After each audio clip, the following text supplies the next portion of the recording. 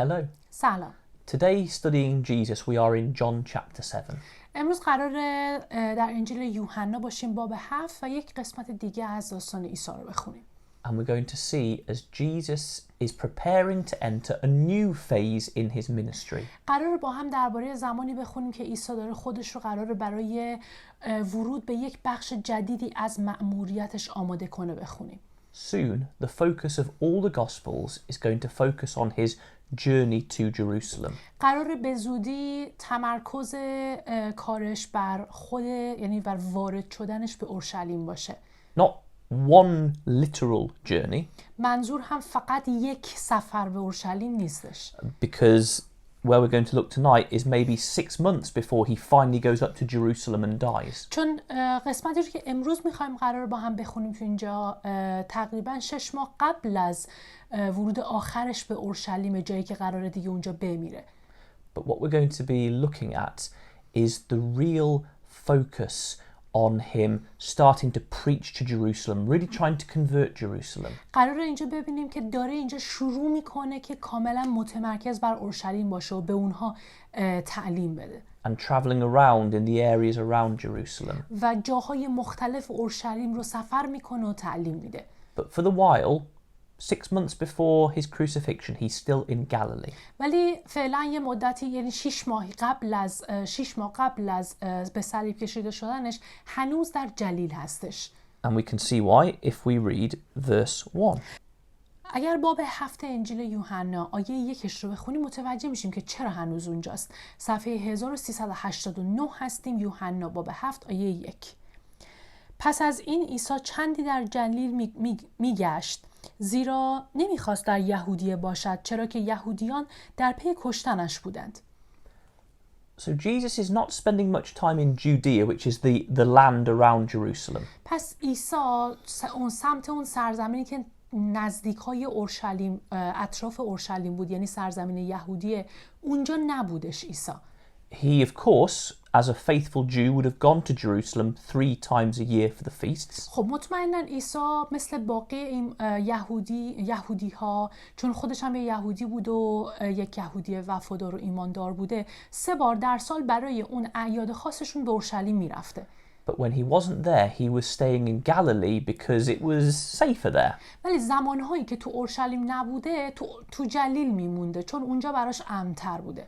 The Jewish system of religion and all the leaders were based in Jerusalem and they had big influence over the area around it. اون سیستم مذهبی یهودیت در خود اورشلیم بنا بوده و خب در خود اورشلیم تأثیر بیشتری داشتن اون یهودی ها بر مردم.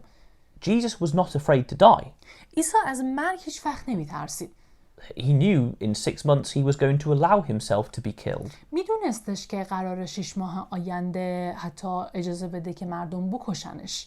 But that time wasn't yet. ولی اون زمان هنوز فرا نرسیده بود. And so he was staying where he was able to keep preaching and keep working and not be chased all the time. واسه همین خودش رو تو یک محیطی نگه میداره که مجبور نباشه همش بخوان دنبالش کنن و بخواد خودش رو قایم کنه. تو یک محیطی میمونه مثل جلیل که بتونه اونجا هنوز به کارهای بشارتی و تعلیم دادنش ادامه بده. But now 6 months before his eventual crucifixion, he is going to start focusing on that area. الان 6 ماه قبل از واقعی به صلیب کشیده شدن عیسی است که عیسی از این به بعد میخواد تمرکز کنه بر خود همون منطقه و تعلیم بده بهشون. Let's read verse 2. بیاین حالا آیه 2 رو بخونیم. چون عید خیمه ها که از اعیاد یهود بود نزدیک شد. So it was the Feast of Tabernacles and all Jewish men were meant to go up and go to the feast. پس اینجا داریم میگه که عید خیمه ها بوده و خب یهودی ها آماده میشدن برن به سمت اورشلیم که خودشون رو برای اون عید آماده کنن. And this feast is exactly half a year before the Passover when Jesus would die. و این عید خیمه ها از نظر زمانی 6 ماه قبل از عید فسح یا پسخ بوده که عیسی در اون عید قراره کشته بشه. And Jesus' brothers talked to him. و اینجا برادر عیسی باهاش صحبت میکنه. verses 3 to 5. آیات 3 تا 4. برادران عیسی به او گفتند اینجا را ترک کن و به یهودیه برو تا پیروانت کارهایی را که میکنی ببینند، زیرا هر که بخواهد شناخته شود در نهان کار نمی کند. تو که این کارها را میکنی خود را به جهان بنما، زیرا حتی برادرانش نیز به او ایمان نیاورده بودند. So we've seen before in this series that Jesus' family were not with him. قبلا هم توی این مجموعه ویدیوهامون دیده بودیم که خانواده عیسی با عیسی نبودن و همراهش نبودن. At one point they tried to capture him and take him back home because they thought he was mad. حتی یک جای خانواده‌اش می‌خواستن عیسی رو بگیرن و برگردوننش خونه چون فکر می‌کردن عیسی دیوونه شده. And now here they're criticizing him. الان هم می‌بینیم که دارن ازش انتقاد می‌کنن. They say, why don't you leave Galilee and go up to Jerusalem where everyone can see you, where your disciples can see you? بهش میگن که چرا از جلیل نمیری سمت اورشلیم، اونجا به همه نشون بدی که چه شخصی هستی و همه بتونن ببینن کارهای تو رو.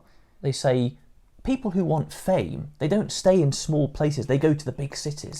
و به عیسی میگن مردم اگر کسی دنبال شهرت باشه یه جا خودش رو قایم نمیکنه، میره توی شهرهای بزرگ که همه ببیننش و مشهور بشه. And they say to him, so if you want fame, why don't you go up to the big cities? برادر عیسی اونجا بهش میگن اگه تو هم دنبال شهرتی چرا نمیری توی شهرهای بزرگ؟ They're actually criticizing him. They're saying, you just want to be famous, you just want people to look at you. اینجوری دارن به عیسی ازش انتقاد میکنن و بهش میگن که تو فقط دنبال شهرت هستی و میخوای مردم تو رو بشناسن.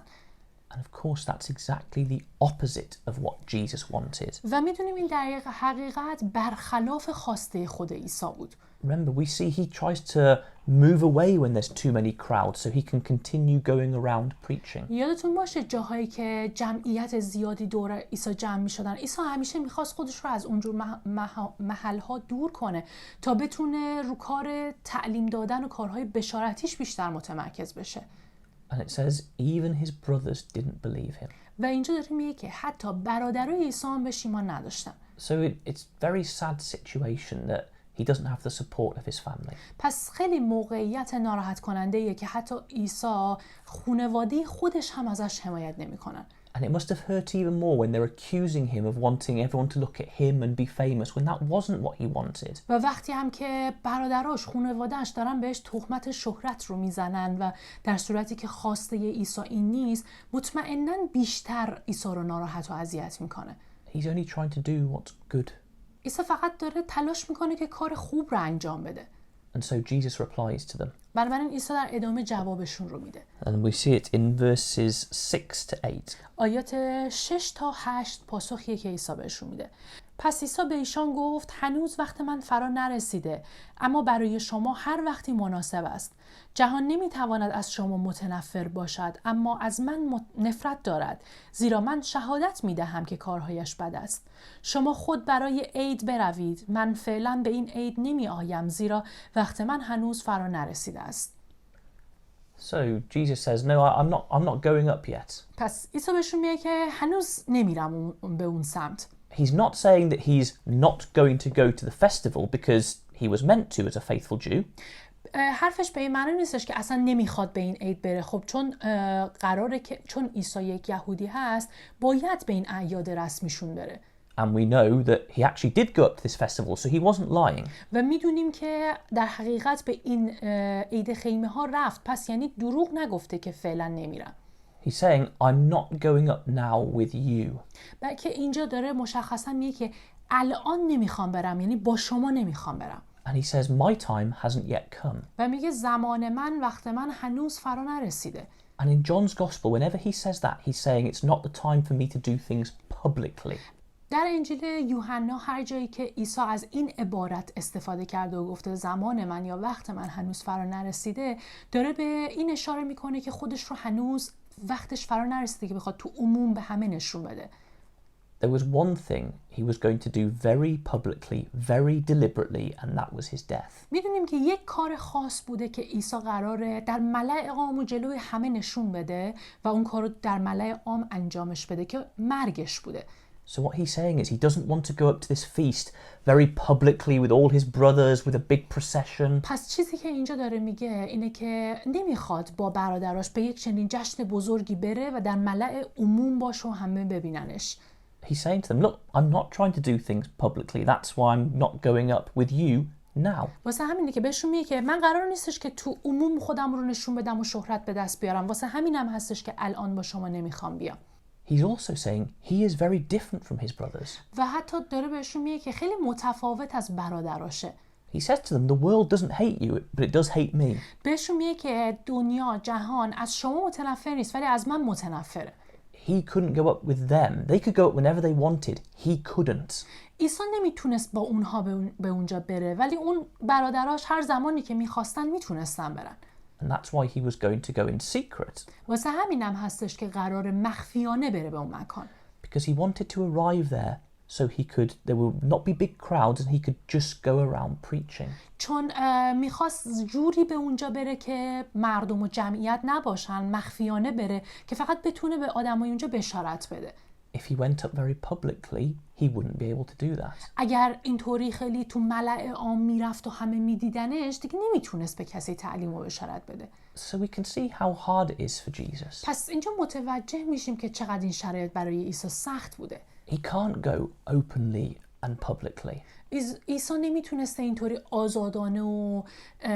آزادانه بره به اونجا و همه بخوان راحت ببیننش. He almost has to do things very quietly, sneak around, because otherwise the crowds would be there. مجبور بوده که مخفیانه قایمکی بره به اون مکان چون اگر مردم میدیدنش همه دوباره بهش هجوم می آوردن.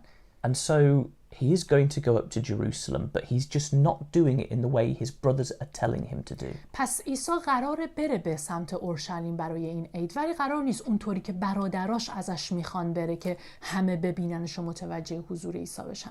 And we can see this in verses 9 and 10. آیات 9 و 10 رو میخونیم. این را گفت و در جلیل ماند. اما پس از آنکه برادرانش برای آن عید رفتند خود نیز رفت، اما نه آشکارا بلکه در نهان. So that just confirms exactly what we've said, that he waited till they'd gone, then he went up secretly. دقیقاً این دو تا آیه داره تایید میکنه هر چیزی رو که گفتیم. عیسی مون که برادراش بره و بعد از رفتن برادراش خودش به صورت مخفیانه میره. And that's where we'll stop in John's Gospel. اینجاست که متوقف میکنیم خوندن انجیل یوحنا رو. In the next couple of videos, we'll actually read about this journey to Jerusalem through other Gospels. توی ویدیوهای آتی در رابطه با این سفر عیسی به اورشلیم با جزئیات میخونیم توی اناجیل دیگه.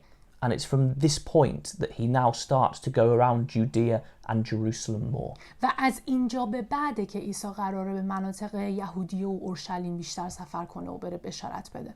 But it's really powerful what we learn about Jesus here.